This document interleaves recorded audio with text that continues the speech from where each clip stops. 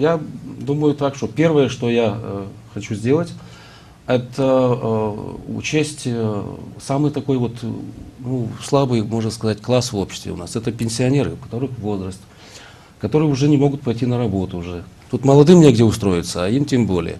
И, ну, очень часто видишь там в магазине пенсионного возраста, там женщина, мужчина, смотрят на продукцию, которая есть, но не могут ее купить. Поэтому я думаю, что первое... Что вы делаете, как окажете я помощь? вот так вот. Дело в том, что я посчитал, сделал расчеты, и сегодня в Гагаузии, я не знаю, почему это до сих пор не сделано, можно было бы легко этим людям дать хотя бы по 200 лей еще.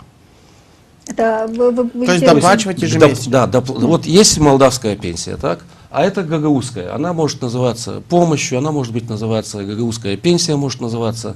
Я посчитал, что минимум 200 лей можно людям дать. А вообще при хорошей работе эту помощь можно поднять до 1000 лей каждому пенсионеру. И причем не нужно смотреть на то, что как вот стаж есть, такое. Вот есть Гагаузия. Значит, Гагаузия должна выпустить такой кимлик. Согласно вот кимлик, ну, такое удостоверение жителя Гагаузии. Уже дальше вот идет вот такая помощь для пенсионеров. У нас их примерно 21 тысяча там, с чем-то с копейками там, пенсионеров.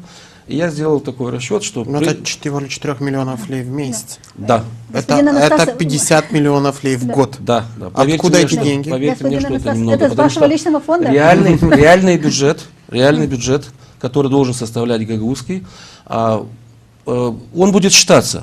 Там могут быть разные подходы, чтобы его посчитать. Но он выходит 1 400 000 000. Миллиард откуда выходит? Сегодня мы имеем около 500 миллионов. 408, там 490, я не беру сейчас точно цифру не владею, но около 500 миллионов. Он выходит, смотрите. И он дефицит. Гагаузия составляет в экономике Молдавии, ну, по разным оценкам, от 4 до 5% примерно. Ну, вот возьмите 28 миллиардов бюджет Молдовы. Ну, с какими-то там цифрами, да? И вот отсюда вы считаете, и выходит 1,4-1,5 миллиарда лей должен составлять. Гагаузия получала 5% от бюджета, Конечно. что озвучивали депутаты Народного собрания некоторое время назад. Я давно об этом говорю.